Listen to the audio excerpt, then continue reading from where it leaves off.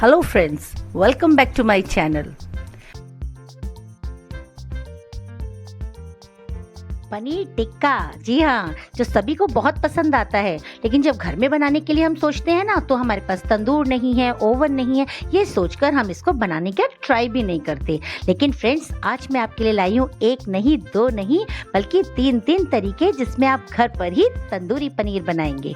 इसके लिए मैंने यहाँ ले लिया है आधा किलो पनीर। ये आप याद रखिएगा कि पनीर बिल्कुल सूखा हो, इसमें पानी नहीं होना चाहिए, सॉफ्ट हो बट पानी ना हो। इसके लिए देखिए, अब हम पनीर को ना मोटे मोटे पीसेस में कट करेंगे।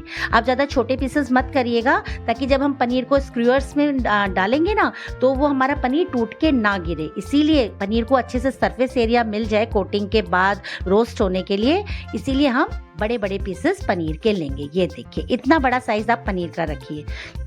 अब तैयारी करते हैं इसका मैरिनेशन के लिए। सबसे पहले हमको बनाना है बेसन का बेस। इसके लिए मैंने यहाँ एक पैन को गैस पर रख लिया है। जैसे ही हमारा पैन गरम हो जाएगा, इसमें हम डालेंगे सरसों का तेल। सरसों का तेल मैंने यहाँ लिया है 3 से 4 चम्मच, आधा किलो पनीर बनाने के लिए। क्योंकि हमें जो पनीर के ऊपर कोटिंग करनी है ना, वो हमें करनी है बेसन की, और ऑयल उसको हेल्प करेगा हमारे पनीर के साथ उसको कोट होने में।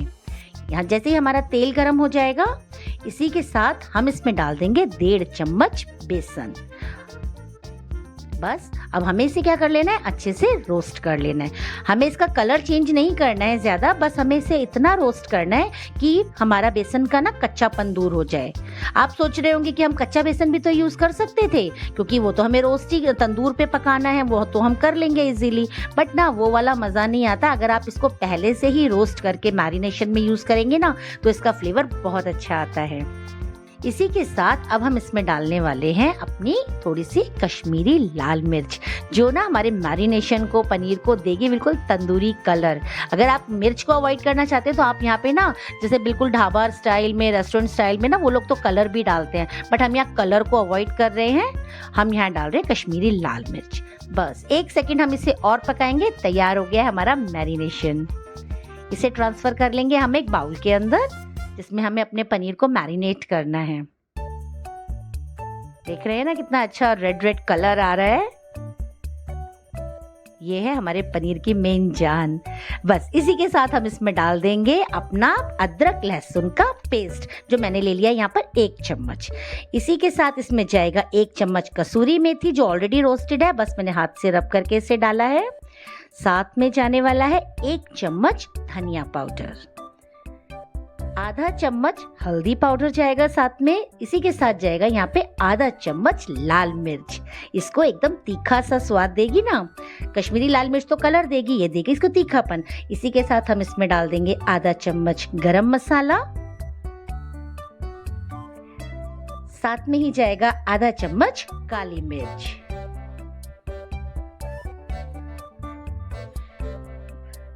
और अब उसके साथ जाने वाला है 1.5 चम्मच चाट मसाला, जो देगा हमारे पनीर टिक्का को बिल्कुल ढाबे स्टाइल में एकदम चटपटा चटपटा टैंगी फ्लेवर।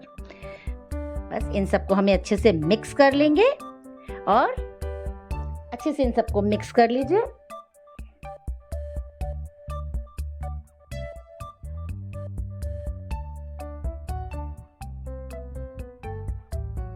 इसी के साथ इसमें जाएगा फ्रेंड्स हंग कर्ड। ये है 250 ग्राम दही, जिसको मैंने ना लटका कर रख लिया था, हंग कर्ड बना लिया था। बिकॉज बिना हंग कर्ड के तो तंदूरी का मैरिनेशन होना पॉसिबल ही नहीं है। इसी के साथ हम इसमें डाल देंगे आधा चम्मच जीरा पाउडर। बस ये हमारा अच्छे से मैरिनेशन के लिए, अब हम इन सब चीज़ों को अच्छे से हम मिक्स कर लेंगे। साथ में मैंने ले लिए यहाँ पे कुछ वेजिटेबल्स। इसमें लिया है मैंने 1 शिमला मिर्च है, 1 अनियन है, 1 लिया है टोमेटो। बस ऐसे ही ना स्लिट्स लगाकर हम अनियन को भी ना स्क्वायर क्यूब्स में ऐसे काट लेंगे। इसका बहुत अच्छा फ्लेवर आता है जब साथ में हम पनीर के इसको भी तंदूर करते हैं ना।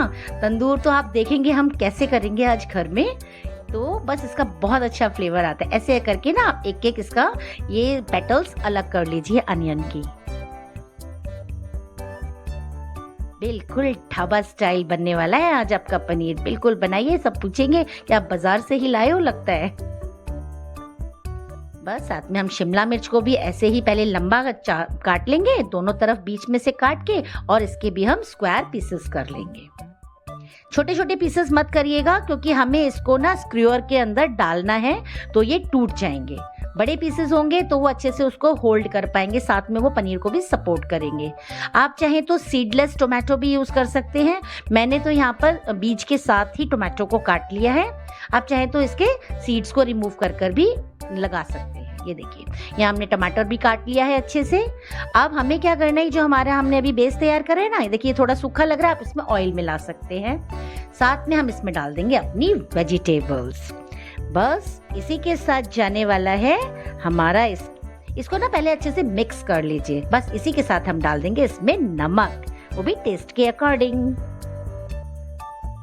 और अब इन सब्जियों को अच्छे से मिक्स कर लेंगे। अब क्या होगा ना, ये सब्जियां हैं, ये भी हमारा थोड़ा सा पानी छोड़ेंगी, तो ये जो अभी आपको अपना पेस्ट गाढ़ा दिख रहा है ना, तो ये हल्का सा लूज हो जाएगा, और ये लूज हो जाएगा तो पनीर पर अच्छे से चिपकेगा।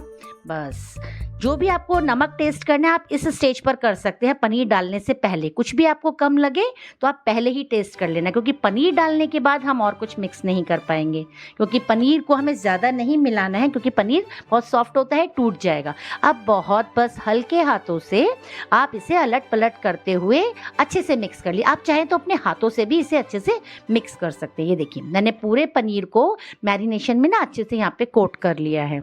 बहुत अच्छे से कोट हो गया है। बस बहुत हल्के हाथों से करना है, नहीं तो पनीर टूट जाएगा। ये देखिए, आप ना अगर इसकी जगह ना, मैंने तो स्पैचुला यूज़ किया है, आप इसकी जगह अगर अपना हाथों से करते हैं तो बहुत अच्छे से हो जाएगा। और आप एक एक पनीर को ना अच्छे से बिल्कुल पॉलिश करते हुए अच्छे से मैरिनेट कर लीजिए।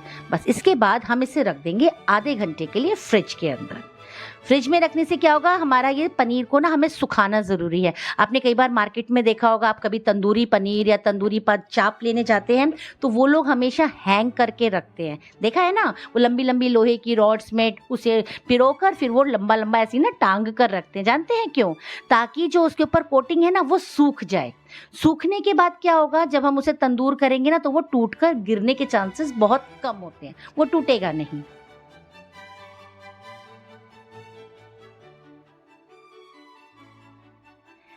बस शुरू करते हैं घर पर अपना तंदूरी पनीर बनाना। पनीर टिक्का के लिए तैयार हो जाइए। सबसे पहले मैंने यहाँ पे गैस को ऑन कर लिया है। ये देखिए, अब पनीर टिक्का को बिल्कुल ढाबा स्टाइल तंदूरी फ्लेवर भी तो हमें देना है, क्योंकि हमारे पास तो तंदूर है ही नहीं। इसके लिए मैंने क्या कर लिया है, ले लिया है कोयले का एक टुकड़ा। हाँ जी, कोयले का टुकड़ा। इसको अब हम गैस पे ना बहुत अच्छे से जला लेंगे। एकदम जब ये पूरी तरह लाल हो जाएगा ना, जलने लग जाएगा। ये देखिए, बस गैस को हमने बंद कर दिया और एक छोटी सी कटोरी को ना मैंने अपने पनीर के बीचों बीच ऐसे रख दिया है। इसके ऊपर अब हम रख देंगे ये कोयले का टुकड़ा। ये देखिए अभी क्या मैजिक होने वाला है, कैसे हम नॉर्मल पनीर को तंदूरी बनाते हैं। ये देखिए, इसके साथ ही इस पर मैंने डाल दिया है 2 चम्मच शुद्ध देसी घी, और हम इमीडिएटली इसे बिल्कुल ढक देंगे, ताकि जो धुआं है ना, सारा स्मोकी फ्लेवर ये हमारे पनीर के अंदर तक रस बस जाए और हमारे पनीर को बना दे एकदम टेस्टी तंदूरी ढाबा स्टाइल। ये देखिए, बस मुश्किल से मैंने 2 मिनट के लिए इसको छोड़ा था। अब मैं प्लेट को रिमूव कर दूंगी।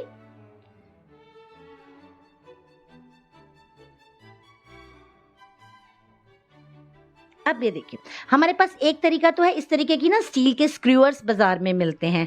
हम इसके अंदर अपने पनीर को डालेंगे बिल्कुल बाजार के तरीके से, है ना। और एक होता है ये ऐसी मैश जालियाँ आती हैं, आप इसको भी यूज़ कर सकते हैं। ये भी बहुत इजी है। बट जो भी है, आज आपकी गैस की तो बैंड बजने वाली है। देख रहे हैं अभी कितनी नीट एंड क्लीन आपको गैस दिख रही है। चलिए पहले हम बनाते हैं इस जाली के तरीके से। जाली को हमने रख दिया है गैस पर। इसे हम पहले हल्का सा गर्म करेंगे। मैंने ना ऑलरेडी ग्रीस कर रखा था अपनी जाली को। पहले अच्छे से जाली के ऊपर आप ऑयल लगा लेना। फिर अभी सिम गैस कर आप इसके ऊपर रख दीजिए अपने पनीर के, और जो भी आपकी वेजिटेबल्स है ना मैरिनेटेड, आप सब उसके ऊपर इसे रख दीजिए।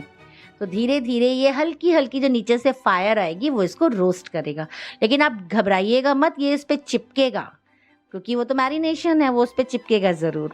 दूसरा तरीका है हमारा ये स्क्रूअर्स।